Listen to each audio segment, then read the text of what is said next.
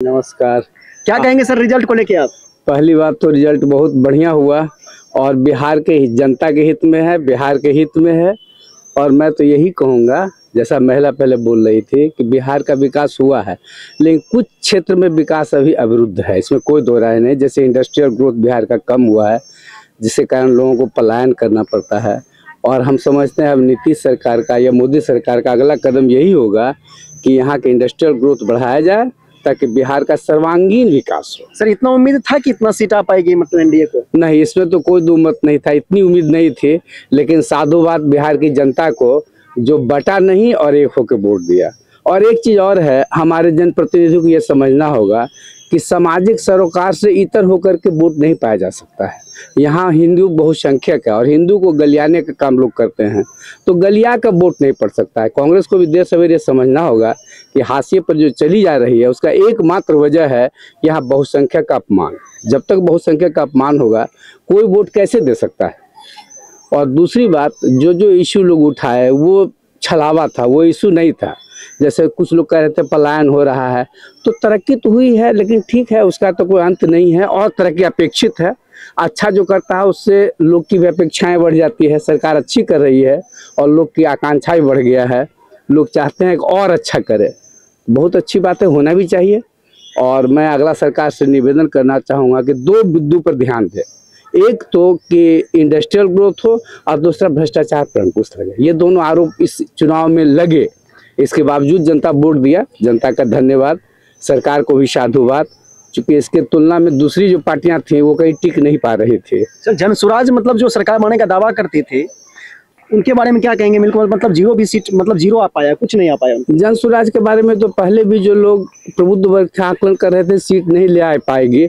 हाँ, ये अंदेशा जरूर था कि सीट काट करके लोगों को हरा सकती है, वो भी नहीं कर पाई। इससे ये पता चलता है कि यहाँ की जनता जनसुराज के सोच से ऊपर की चीज़ है और जनता को जितना बुद्धू लोग समझ रहे थे उतनी बुद्धू है नहीं। वस्तुतः यहाँ की जनता बहुत परिपक्व हो चुकी है। अब वो बिहार नहीं है जो बिहार लालू के राज में था। आज का बिहार बहुत एजुकेटेड बिहार है, समझदार बिहार है। आप देखिए ग्रामीण परिवेश की महिलाएं भी इतनी समझती है कि कौन क्या कर सकता है। इसी बार आरजेडी का जो लोभावन योजना था कि प्रत्येक घर को नौकरी देंगे, सब लोग समझ रहा था कि ये देना संभव नहीं है, ये सिर्फ कहने सुनने की बातें। और इसी के अनुरूप जनता रिएक्ट भी किया, उनको वोट भी नहीं दिया। बिल्कुल सर। सर एक राजवल्लभ यादव का वीडियो आप बोले थे वो वायरल हो रहा है। ए भाई, इतना वायरल नहीं कर दीजिए कि हम बोले थे, ठीक है, आरजेडी के टाइम में अधिकांश लोग उस टाइप के थे, उसकी भर्त्सना होनी चाहिए। मेरी व्यक्तिगत उनसे कोई रंजिश नहीं है, शिकायत नहीं है, लेकिन हाँ सिस्टम से शिकायत जरूर है।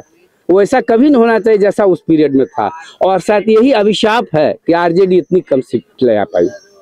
जब तक वो जन मानस से जुड़ नहीं पाएगी, आम सरोकार की बात नहीं करेगी। अपोजिशन सर बिल्कुल सिमट गया है, देख रहे हैं, क्या कहेंगे? तो सिमटने के लिए स्वयं दोषी है। अब बताइए, खुलेआम प्लेन में लोग मछली खाते हैं, इधर दुर्गा पूजा का समय है, क्या मैसेज देना चाहते हैं? लालू यादव से पूछा जाता है कि आप कुंभ गए, तो कहते हैं क्या कुंभ फालतू चीज है। अभी आए थे राहुल गांधी तो बोले थे छठ का ऐसा ढोंग है कि कहीं भी पानी कर दो तो मोदी जी छठ करने शुरू करते हैं। तो ये लोग नहीं समझते हैं, यहाँ के जनमानस को अभी भी नहीं समझ पाए हैं। और जब तक आप जनमानस के हित से, जनमानस के हित लाभ से दूर रहिएगा, कैसे जीत सकते हैं? सवाल ही नहीं है। तो खेसारी लाल का मतलब एक वीडियो वायरल हो रहा है आजकल कि वो बोल रहे थे कि ब्रह्मा का लकीर मिटा देंगे, मतलब हमको हराने वाला कोई आज तक पैदा नहीं हुआ है। खेसारी लाल की क्या बौद्धिक क्षमता है? जो नाचने गाने वाले हैं ये अलग बात है, उनकी प्रसिद्धि है, जो युवा वर्ग है उनकी प्रसिद्धि है, लेकिन उनका तो जवाब एक नेता ही दे, क्या कहते हैं, अभिनेता ही दे दिया। उनका नाम तो कोई याद नहीं जो कहे कि आपके नाचने से कोई प्रोफेसर बनता है। वो जो बोल रहे हैं राम मंदिर से कल्याण नहीं होगा, तो उनका फिल्म से क्या वो कल्याण हो रहा है? जो अश्लील फिल्म बना रहे हैं, एक ढोंढला मतलब है, छिछोरापन है। दूसरी बात, उनको क्या राजनीतिक परिपक्वता? कुछ भी नहीं। ये तो दुर्भाग्य है इस देश का कि वैसे वैसे लोग नेता बनने का सपना भी सोच लेते हैं। नहीं होना चाहिए, बिल्कुल नहीं होना चाहिए वैसे लोगों को। क्या सर वाकई में जो ऐसे व्यक्ति हैं इनको टिकट मिलना चाहिए जो मतलब जो है ना, जो समाज में अश्लीलता फैला रहे हैं, दुर्गंध फैला रहे हैं, एक तरह से देखें तो भाषाई मर्यादाओं को बिल्कुल जो है ना मतलब ताक पर रख दिए हैं, क्या कहेंगे उसको लेके आप? अब ये राजनीतिक अधःपतन की प्रकाष्ठा है कि कोई भी राजनीतिक दल सिर्फ इतनी ही सोचती है कि हमको जीत मिले, चाहे कैंडिडेट कोई भी हो, भ्रष्टाचारी हो तो भी और इस तरह का नचनिया बजनिया हो तो भी, इसमें कोई दुमत नहीं। ये पद प्रतिष्ठा का पद है, वैसे लोगों को चुना चाहिए जो सचमुच में प्रतिनिधित्व कर पावे। पहले हमारे राम मनोहर लोहिया हुआ करते थे, या और भी बहुत से नेता थे, लौह पुरुष वल्लभ भाई पटेल थे, या राजेंद्र बाबू थे, या और जो लोग थे, वो जन सरोकार के नेता थे। वो जन जन के हित का ध्यान रखते थे, जनमानस में बसे हुए थे। तो नेता तो वैसा ही होता है जो नेतृत्व कर सके, ये नहीं कि जो अपना प्रोफेशन में है। अब खेसारी लाल यादव का नाचना गाना काम है, वो कब नेता बन सकते हैं भाई? कभी नेता नहीं बन सकते हैं। सर मनीष कश्यप, उनका जमानत जब्त हो गया है। होना भी चाहिए था, वो भी बहुत नौटंकीबाज लड़का है। एक समय आइडियोलॉजी की बात करता था, बीजेपी में ज्वाइन किया, स्वार्थ इतना ज्यादा पढ़ा हुआ था कि देखा जन स्वराज में कुछ मिलने की अभिलाषा है तो जन स्वराज में चला गया। वैसे लोग को वही हंस होनी चाहिए, इसमें कोई दुमत नहीं। पहले ही मैं बोला ना, बिहार की जनता पहले वाली नहीं रही है, अब तेज हो गई है, विद्वान हो गई है, अपने हित अहित की बात समझती है जी। तो सर अब क्या कहेंगे, पवन सिंह की पत्नी जो है ये भी मतलब निर्दलीय लड़ी थे, इनके बारे में क्या कहेंगे? एक पारिवारिक मैटर को लेके मतलब जो है ना समाज में आए कि हम जीत जाएंगे तो मतलब अपना सबसे बड़ी बात कहे ना, आज के नेता को लोग मतलब परिवार की जागीर समझ लिया है। अब खेसारी लाल की पत्नी, खेसारी लाल का बेटा, यही लोग सब बनेगा तो आम सरोकार का लोग है, जो जनमानस में लोग है, जिसका सरोकार जनता से है, जो जन कल्याण भावना से जुड़ा हुआ, वो कहाँ जाएंगे? इस तरह के लोग को होना ही नहीं चाहिए, और परिवार का बात तो होना ही नहीं चाहिए। लालू का भी आज हश्र हो रहा है, इसका यही वजह है कि पहले लालू जी बने मुख्यमंत्री, फिर उनकी पत्नी बनी, अब बेटा बनेगा, आगे उनका पोता नाती बनेगा। ये तो उचित नहीं है, कहीं सूचित नहीं है। मतलब परिवारवाद के बारे में आप कह रहे हैं मुख्य रूप से, ही ना? हाँ, परिवारवाद नहीं होना चाहिए, जो योग्य है जो बने। देखिए ना, सुनील गावस्कर बढ़िया बैट्समैन थे, उनका बेटा योग्य नहीं निकला, तो ऐसा तो नहीं खेला।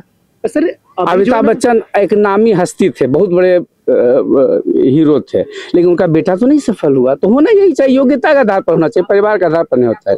नेतागिरी का भी चयन योग्यता के आधार पर होनी चाहिए, न कि परिवार के आधार पर। यूपी के अखिलेश यादव एसआईआर को लेकर बोल रहे हैं कि मतलब यही जो है ना मुख्य रूप से चुनने और मतलब जीतने का ये एनडीए का बन गया है, मतलब हथकंडा। अगला चरण यूपी ही होने वाला है। मैं तो आज भी पोस्ट किया हूँ कि राहुल गांधी एक युवा को तो निपटा दिए, दूसरा युवा के निपटाने की बारी है। अगला चरण अब यूपी ही है।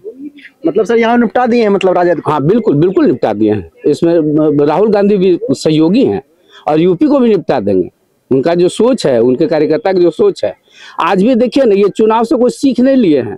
वो सिर्फ इतना ही कह रहे हैं कि चुनाव आयोग का जीत है, तो लोग नहीं समझना चाहते हैं। तो आंख मुनने से जब सूर्य निकल जाता है तो आंख मुनने से अंधेरा नहीं हो जाएगा, आपको आंख खोल के देखना पड़ेगा। बिल्कुल। सर राहुल गांधी को क्या सुझाव देना चाहेंगे, मुख्य रूप से क्या कहना चाहेंगे, क्या कारण है उसका हार का? मतलब उनको हम क्या सुझाव दें, वो भाई बहुत बड़े नेता हैं, लेकिन इसमें कोई दुमत नहीं। उनको अगर यहाँ जनमानस में अपने आप को स्थापित करना है तो यहाँ के जनमानस को समझना होगा, यहाँ की सभ्यता को, यहाँ संस्कृति को समझना होगा। अब बिहार में आते हैं, छठ का उपवास करते हैं, वो नहीं जानते हैं तब ना ऐसा कर पाए। जानते हैं यहाँ छठ से जुड़ाव है, लोग का सेंटिमेंटल जुड़ाव, प्रत्येक वर्ग का। जो वो जाति में बांट करके हिंदू को विखंडित करना चाहते हैं ना, वो नहीं जानते हैं कि हिंदू का प्रत्येक जात को छठ से लगाव है और छठ के विरोध में बोलते हैं। ये उनके परिपक्वता। अच्छा सर, अब मुख्य रूप से सर कुछ लाइन में हम जवाब चाहेंगे कि जो अपोजिशन का हारने का मुख्य कारण आप क्या क्या देखते हैं? सबसे बड़ा मुख्य कारण है कि यहाँ का बहुसंख्यक का उपेक्षा वो लोग करता है।